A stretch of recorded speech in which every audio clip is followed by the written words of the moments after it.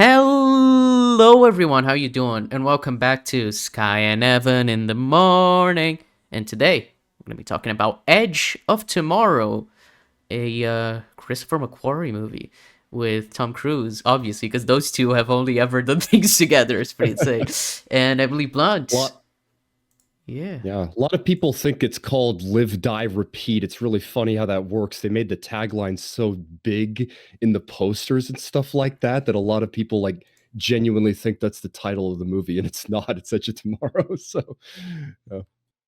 Yeah. And yeah, it's continuing on our Groundhog Day style movie arc, which started with Yeah, Groundhog Day, and then we did, Happy Death Day. So yeah, which surprised both of us, yeah, both movies, hilariously enough, and now this, and it's funny because it's just a simple idea, it's a yeah, simple premise, just the time loop, and I feel like every movie since Groundhog Day owes its success to the original Groundhog Day to an effect. Sorry, I'm losing my mind. Oh my god! And by the way, I might sound a little weird. I've been a bit sick over the weekend, but yeah, I I love movies that take the premise of Groundhog Day and add a spin. And I think in this movie, it's an action spin. yeah. And Well, I've seen Happy a Death lot Day of went for straight horror. people So talk about this movie with like of the sense of like it's like a video game where you like a very yeah, hard video game where you yeah. keep repeating until you get it right, which I find very interesting. There's a lot of that in that I do think is direct. Like for instance, when Rita just to give some a premise on this for anyone who hasn't seen it. First of all, if you haven't seen it, the trailers were awful. They did an awful job marketing the movie. Really? I never Don't watched the yeah, trailers. don't watch them. Don't watch the trailers. Just watch the movie for yourself and just be surprised. It's really good stuff. But the premise is there's a for one, I love that Tom Cruise plays a coward in this movie, just straight up. There's been more brave, like less brave roles for him in movies, but I love that in this one he just straight up is like dragged kicking and screaming through the plot of this movie and doesn't like blood. It's great.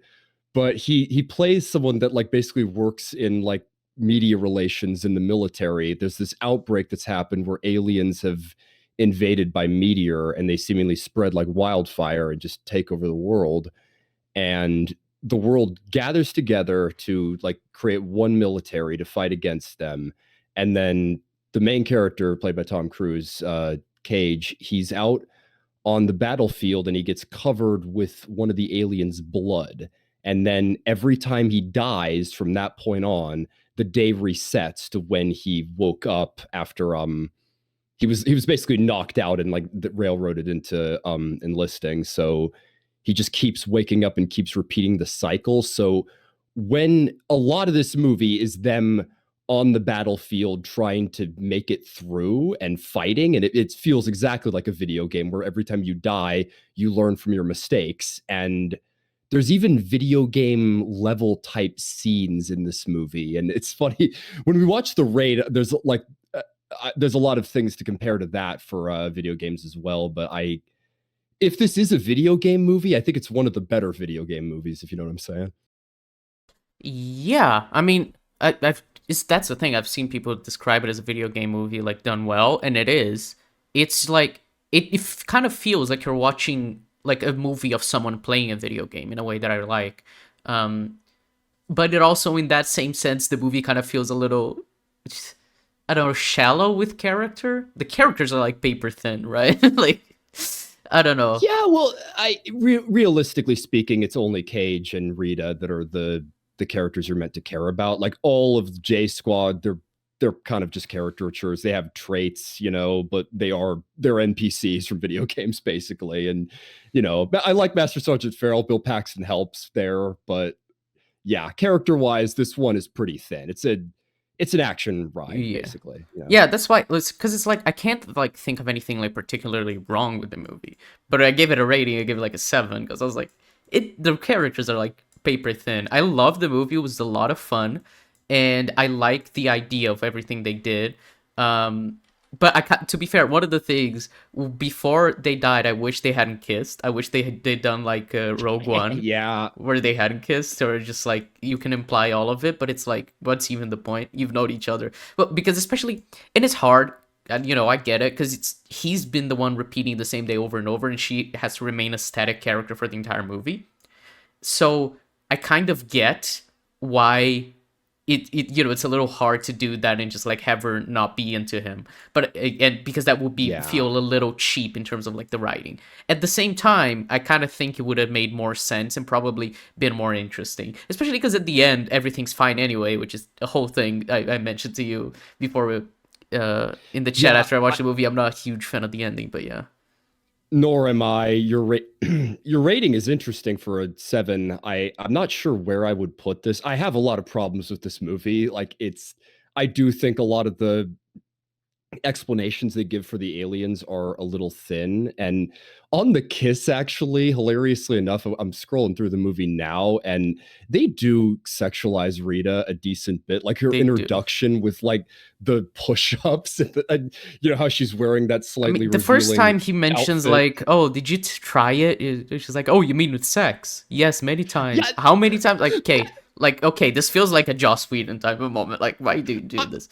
I did think that was funny, and she just knocks him away after that. Like it's that was one of the more direct moments, but I did think that was pretty in character. And what I like about Rita is that she is just a soldier, and she had someone that she cared about before. That's one of the few character scenes is when they're in the van, and she just says like she watched someone die 300 times, and like so that that implies that there was someone that she did care about that might have even been a romantic partner for her, but like it's in the Well, past it's now. interesting because it seems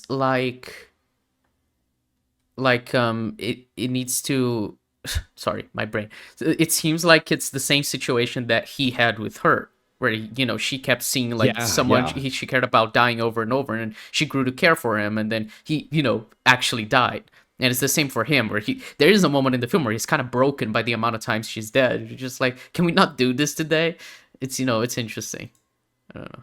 Yeah. I like the pairing of the two of them. And honestly, again, going back to just the Groundhog Day premise, it's the same thing in that movie where he's like falling in love with Rita, but Rita doesn't know who he is and treats him like a jerk because that's how he treated her when Mm. they first met. Same thing happens in Happy Death Day, similar thing in here where he's a coward at the beginning and he grows more confident and he's better at fighting, but Rita still doesn't know him, and it kills him. It eats him inside. That's the line. Like, I wish I didn't know you, but I do.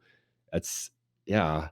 It's funny, like because I agree with you that like a lot of the characters are thin, but it is kind of those two are the point of the movie, and I think it's enough, especially when the movie is so action packed. Yeah. Yeah, I mean, I think it's it's an interesting, and it feels like a Christopher McQuarrie movie. It's I was Yeah. curious The though, what did you think about the action? I liked it honestly. I Hmm. I don't know if people have said like there's too many quick cuts or that it's like incoherent, but I love the design of the mimics that they like they're they're always like pulsing. They're like they have like these like tentacles that keep like jutting out, and they have a really like crawl like it's almost like they like are built of a bunch of different tentacles like crawling over each other and almost like moving like liquid, Well, and it it's reminds interesting me how of they the depict them. symbiote, the Yeah, a Spider-Man little bit. symbiote, which Yeah. is why I think it's interesting. It's like, oh, it's kind of like Venom, which I like that concept for an alien species. Um, But the reason I mentioned the action is I liked it. I thought everything was really good, except there was so much shaky cam that at some points I felt a little disoriented, which frustrated me Yeah. because I wanted to clearly see what was going on. Because I genuinely liked the action, but oftentimes it's just like shaky cam. It's like, okay, can we chill out? So yeah. Yeah, they definitely do have things be like hyperactive editing, and it's one of those things as well where a lot of battle scenes. I've joked about that before that like if you just turn on any average war movie, they use a lot of shaky cam just in general, and it's like, well, it's like war. You're not supposed to see everything. It's like you can make coherent battles that have like static cameras that like still show the horror of war. It's Yeah. not like you have to confuse the audience with like your cinematography as much as you confuse the characters that are there, you know? Yeah, I mean, you can definitely, I mean, 1917, you can definitely show war in Yeah, a way that, like, exactly. shows everything clearly with, like, wide shots and everything. I mean, 1917 is just the peak example. Like, yeah. Love that movie. By the way, you were mentioning Christopher McQuarrie. Doug Liman is actually the director of Mm-hmm. this movie. Who, yeah, he directed The Bourne Identity and another Tom Cruise movie called American Made. That movie is really funny. If you've never heard of it, I love American Made. He's a great genre filmmaker, and yeah, Christopher McQuarrie's the one of the One of writers. the The writers, other yeah. two writers, they actually did Ford v Ferrari, and Oh. I It it's funny, I definitely didn't realize feels that like until just this now. genre of movie. I was talking to two friends yesterday, actually, two different friends at two different points about like this genre of movie Well, that is kind of like the dad movie genre of like Ford v Ferrari, the F1, you know, the new F1, and Top yeah, Gun Maverick. You know, the kind of movie. It's yeah, like, yeah, the feel good guys yeah, movie of like just with all the hell yeah moments and it's just yeah, exciting exactly. and just fun through and through. Exactly. I I was gonna say that I said before we started recording that I had a story to tell you about the first time I Mm, watched this movie in theaters. The movie theater that I watched it at is closed down now. It was called the Santee Drive-In. COVID like eventually ended up killing it. Um, so they did double features. They would do two movies in one night. Where like when the sun went down, they played the first movie, and that would usually be the newer movie that like had draw to it, and then they'd play a second movie. So you got two for the price of one, and you could watch it with like a bunch of other people and friends, and it's great. Bring back the drive-in movies. You want more like social experience to the movies. We should make drive-in movies a thing. But oh my god, I some of the double features I watched around the time that I like went there a lot were funny. One of them was Dawn of the Planet of the Apes. The double feature of that was Transformers Age of Extinction, which okay. I hated Transformers Age of Extinction, but I loved Planet of the Apes. It was funny watching those back to Yeah, I back. was gonna say I, very funny double feature. yeah, but the double feature for this movie was Captain America the Winter Soldier. Ooh, And man, that was an action double feature. I was like, yeah. this was Hot a really damn. good night at the movies. And I we'll eventually cover Ford v Ferrari. I'm totally going to recommend that. But I love that that movie has blockbuster energy, even though it came out in like September, I think. And this movie is exactly the same. It is just a classic summer blockbuster. Was just a Mm, feel good action movie that you can just watch and have a good time and drink a beer. yeah.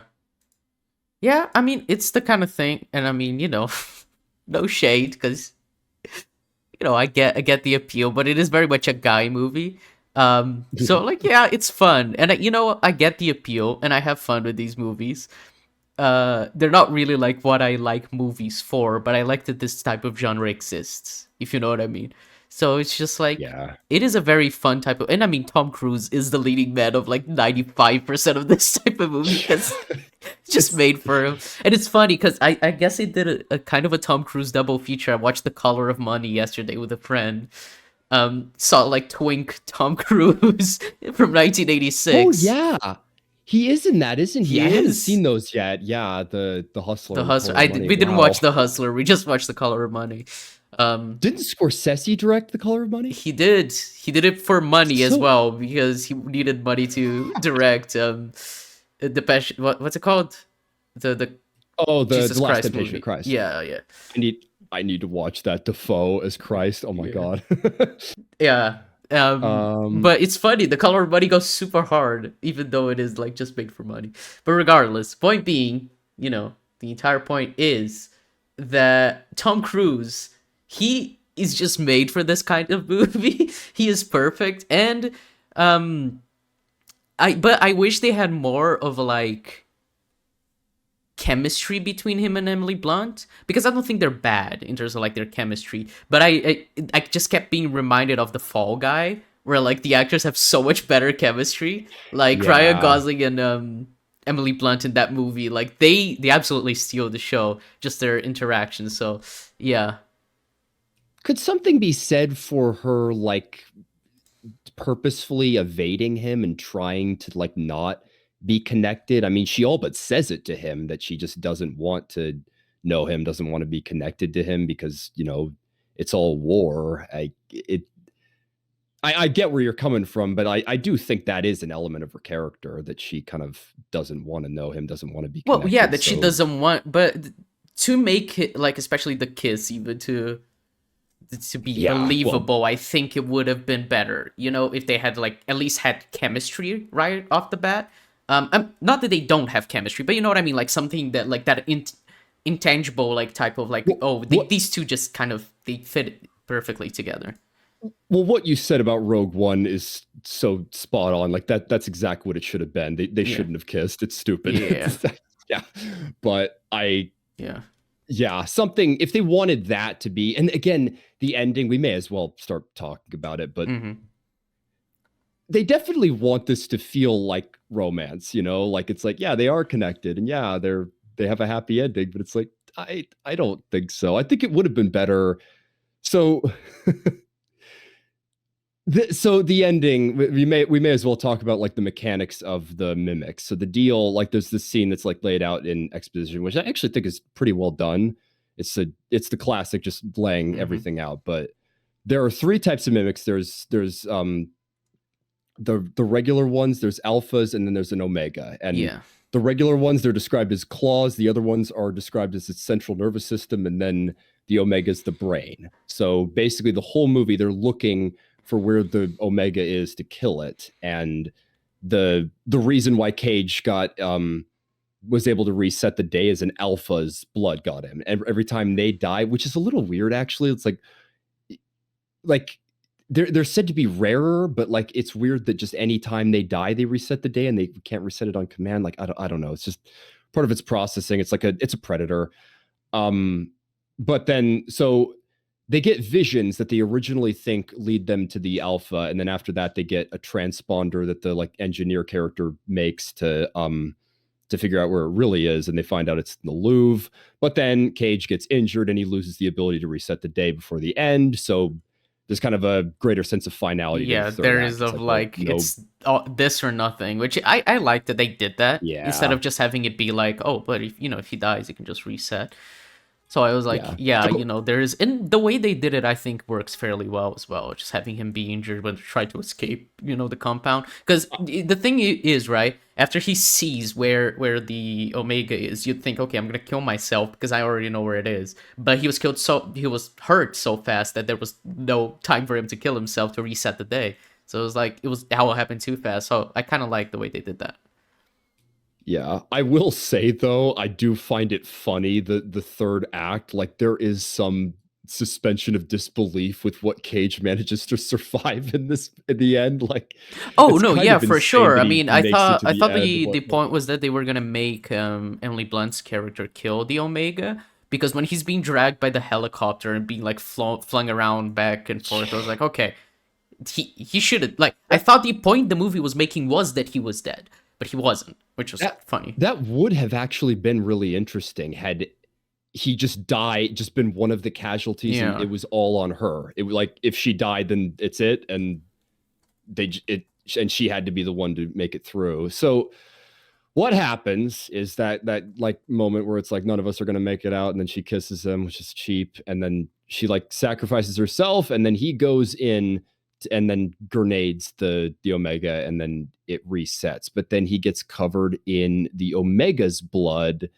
and then like the day resets, question mark, but it they've won because I guess it's like before the first day, like I don't know, one way or not, like the Omega's just dead, and they announce like victory, and it's just over, and then he yeah, goes back to her, and then they just close it on him laughing, yeah. and Seeing that she's alive, which you know is fine. mm, I don't know. It's the thing is right.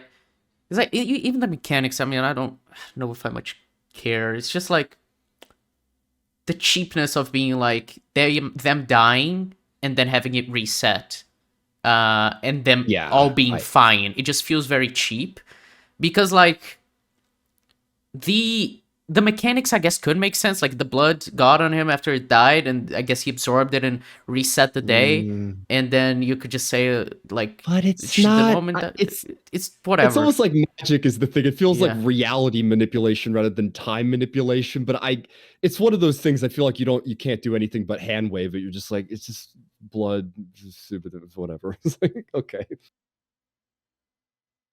yeah. But yeah, what were you? I feel like I interrupted your train of thought. Where were you at? We were saying something. Oh no, just that I forgot. I guess. Oh, I think you were talking about like them dying, like Oh it yeah, cheapening the yeah. sacrifice. Which, Well, because it's like it's a war movie, right? And everyone had died, and I was like, the ultimate sacrifice, and then they finally do it and they die. I think, you don't need a happy ending well, for this type of movie. This type of movie, well, the but it's a feel good movie, so I get it.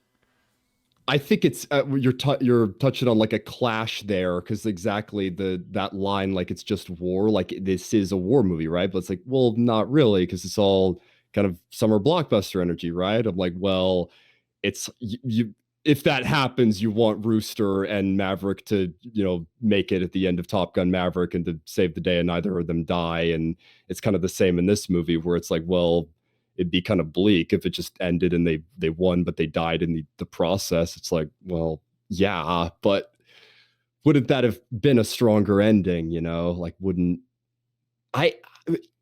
You just slapping that out there. You were cooking with that idea that like he just that would actually be interesting if he like fell like into the Louvre when they crashed the ship in and Rita's like, come on, Cage, and then like she just sees like, He's oh, dead. Yeah, he's I dead. genuinely thought That's that's it. what they were gonna That do, and I thought, man, that's a beautiful, brilliant idea, but they didn't do it.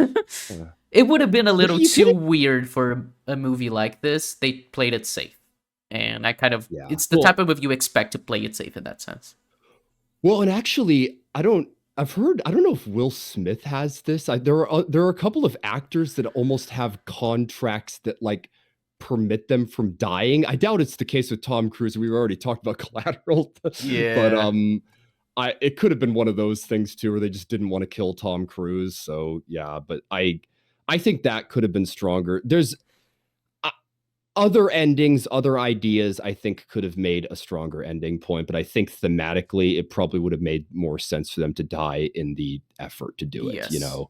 They win the day at the end, but it costs them their lives. It's, self-sacrifice. It's a fine thing to explore in a story like this. Yeah. Yeah, it's just, it's whatever. It's a fucking, it's a war movie. So I kind of expected them to do something a little more like sacrificing for the greater good. Like the movie doesn't really have anything to say. It's just having fun with a fun like time travel concept in an action movie. So yeah. So I was just like wanting it to do something a little more interesting with the execution of it rather than it be having anything too interesting to say. And that's why I kind of was like, oh, if he dies now, that's interesting. Because he even says like, go forward, like don't wait for me. I was like, okay, that's cool, but he's alive, so it's whatever. It's just like the bookend, like how the note the movie ends on, which they wanted it to be more positive and be like very action movie. The hero makes it out and everything's okay, and they survive against the odds, even though you know, like you would expect a movie like this to not have that.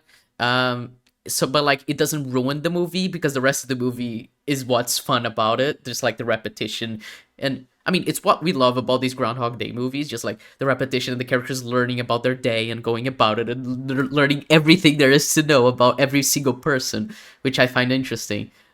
Which as well, I kind of wish they'd done more with the other soldiers because they have like the scene where he convinces them to go fight for him in Paris, Yeah. and I was just like, But well, it would have been nice to know anything about them before. Like this all happens off screen, all the info he learns from them. So yeah, yeah, because like, you have the diner scene in the original Groundhog Day where he like knows a bunch of people in the town and just says it all to Rita.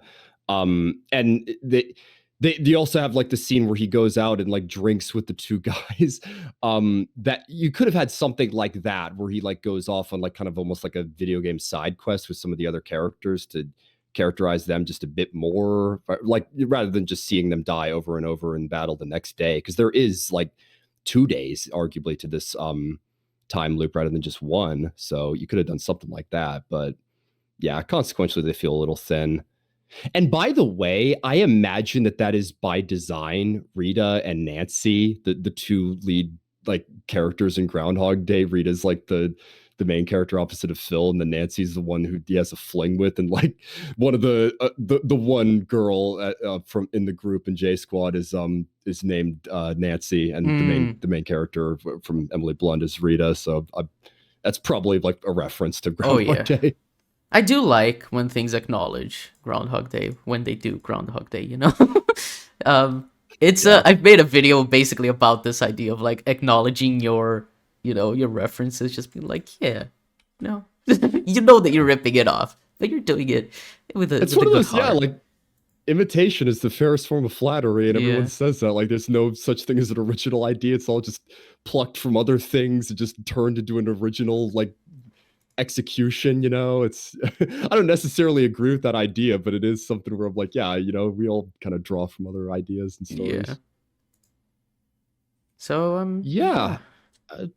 It's funny. You gave it a 7, and I'm like, it's probably like an 8 for me still, because like I mentioned, I'm not a big fan of the ending. I do have issues with certain mechanics. Like, I'm sure you can poke plenty of holes in this movie. We talked about this with Happy Death Day to You, when like as soon as you start like adding explanations for how the time loop actually happens, you start like going like, and like, would that really? It might just be better to just leave everything unknown, but you have to in a movie like this. The whole idea is about like killing the aliens, and the aliens cause it, and I think the general premise works, but it does have some iffy elements, but it's still a movie that I highly recommend. Yeah, the thing is, right, and I mean, we always end up talking about number ratings, even though we all say this bullshit, but I have like a thing where the line between a 7 out of 10 and an 8 out of 10 is big for me. It's clear. And like this movie for me is like, this is a 7 because the characters are not that interesting. The ending is not like the biggest thing that bothers me. It's just that if they'd done more with the characters, it would have been an 8. Because without that, I just feel like, yeah, it's fun action movie. With the characters, it would have been like a great movie. And that's what I think an 8 out of 10 is, like a great movie, you know? So that's why it's like, you know, like I can't push it forward there. But it's like, there's nothing like particularly wrong per se with the movie. It's just some elements could be better to feel a bit of lackluster. But it is interesting what you were saying in terms of mechanics, and I mean, I'm not sure how much you want to get into that, but it is a topic I think is interesting to discuss on the podcast. Just like how much stories like this often benefit from the lack of explanation, like we were talking about with Happy Death Day to You. Because like Groundhog Day, that movie that has no explanation, it just happens, and I kind of love that. And I feel like so many movies, they try to over explain themselves and they kind of end up fumbling. I mean, I have a video about Ant-Man as a movie, which I'm like, why do you explain all the, you know, the science? If you just left it vague, nobody would bat an eye. But it frustrates me because you're trying to explain things and try to keep it logical when it is not logical. You know what I mean? So I appreciate when stories are just like, you know what, you don't need an answer. It just happens. It's fine. Well, it touches a little bit on suspension of disbelief. I've thought a lot about this, where like I feel like maybe audiences and filmmakers just both don't rely on it all that much, but it is something that you can use as a filmmaker, where you just like the movie thing, you know, where you're just like, well, that's how it works in this story. And as long as you play it consistent to your own world, or you like are like, you were mentioning Ant-Man, and just the whole, it's just a small man that's just strong, you know, can like throw a guy. It's like, it's not hard to understand. Does it make sense? Like, not really, but that's where the sci-fi elements come in, and obviously comic books. But I wish more stories would rely on, you know, their own premises and just kind of roll with it. So people are desperate to make movies that just are airtight, or, you know, don't stretch the limit of imagination. Yeah. I feel like suspension of disbelief is something that should be more used in terms of just like just let stuff like exist. Like, oh, why does that work like that? I don't know. In this universe, it does, and you move on. Um, it does. If you try to over explain it, it opens up the ways for all the nitpickers to poke holes in it. And I think sometimes it's justifiable, sometimes it's not. So yeah. I don't know. It's just for food for thought. I think it's an interesting topic, which is like very tangentially related to Edge of Tomorrow. But yeah. But in terms of Edge of Tomorrow, I would definitely recommend. Very fun movie. Um, it'll just under 2 hours long, so not that long, and which is good because I've been rewatching the MCU with a friend, and the MCU movies are I've realized they're longer than they need to be, quite a lot longer. Like you could just cut like 20 minutes off of like most MCU movies. So it's nice to see action movies that are like, kind of like just a good length. Not too long, not too short. And it doesn't feel like they're like overdoing the action just for the sake of it. There's always a point to it. So I appreciate that from Edge of Tomorrow. Yet another thing is just the death of the 90-minute movie. Like, I need to see Steven Soderbergh's Black Bag. I think it's like an hour and 40 minutes. It's like, I watched that's that. all but unheard of nowadays. Like, no one makes movies that long. I wish they did. Black Bag is an interesting movie. I like it. Yeah, this movie does not overstay its welcome though at all. So yeah. All right. Oh yeah, it's my turn to recommend you... something. I was gonna end the podcast. I was like, wait a minute. I need to recommend a thing. Okay, hold up. What movie am I going to recommend, Evan? That's a big question. I'm scrolling up my thing. I'm just trying to. Okay. I hadn't thought of mine either, and I kind of like put this randomly. I don't think this was necessarily on my list, but I went for it. So yeah. Yeah, I think I had a movie in mind last week, but it was your week to do it, so I think I completely forgot. But it's fine. Okay. Ooh, that could be fun. Okay. Let's do K-pop Demon Hunters. Oh, that's the new Netflix animated movie. Yes, right? I've heard good things about it, and I'm interested to watch. So, K-pop Demon Hunters. Yeah, I don't. Is it based on anything? Is it like a TV, or is it just its own deal? I think it's kind of its own thing, based off of like some K-pop like idols or whatever they're called. So yeah. I don't really listen to K-pop. Me neither. Yeah, no, me neither. Okay. All right, I was vaguely curious about that, but all right. Well, I've been wanting to watch it, so I kind of, needed an excuse, so it's perfect. It's fine. Yeah. Damn, we've watched a lot of movies this year. I was just clicking on my letterbox. Yeah, so funny. I'm like, I did the same, and I'm like, yeah, this gives us an excuse to just regularly watch movies. I'm glad to be doing it more. I need to get better at watching movies regularly. So yeah. Yeah, I mean, it does mean we get to watch at least one a week, which I think is a good pace. And I usually end up watching more than one a week anyway. So yeah. I already have watched 65 movies this year, so it's quite a lot. Yeah. But okay, yeah, folks, thank you for watching. We'll catch you next time with K-pop Demon Hunters. And try not to kill us if you don't like the movie, okay? It's just a movie. Because I know people feel very passionately about it, so it's just be warned, we might not like it, okay? It's fine. All right. We'll see. All right. See you, folks. Catch you later. Bye-bye. Bye-bye.